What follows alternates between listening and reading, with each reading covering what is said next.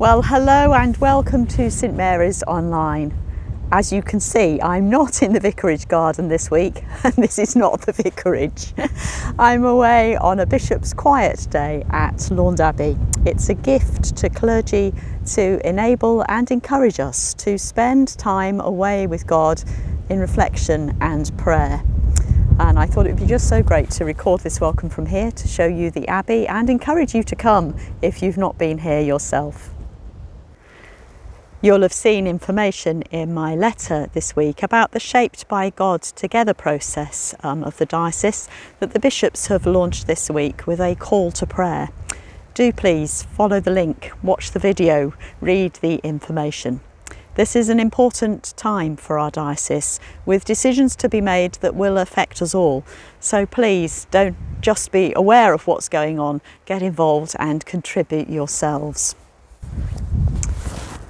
One thing we've been asked to do as a way of contributing is to share stories of what we think God may have been saying and doing through lockdown, and so as a way of discerning what he may be saying to us as a diocese.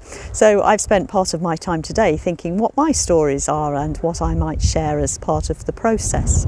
It doesn't have to be something amazing or transformational or even insightful. They're just looking for a combination of ordinary stories that when we put them together, we may be able to hear more clearly what God is saying to us all. So do please contribute your stories too. And I've been thinking too about how we might share our stories with one another. So perhaps if you are going to contribute a story, and I hope that you do, send it also to me or to one of the other leaders to pass on. It would be good to be thinking what God might be saying to us at a local level also. One of the stories I'm thinking I might share is something very simple that happened early on in lockdown but has lived with me powerfully ever since. I was outside enjoying the beautiful spring weather that we had and noticed just how bright and clear and blue the sky was, far more than I'd ever remembered. It was almost as if somebody had taken a rubber and removed a grey smudge. And that just struck me really powerfully.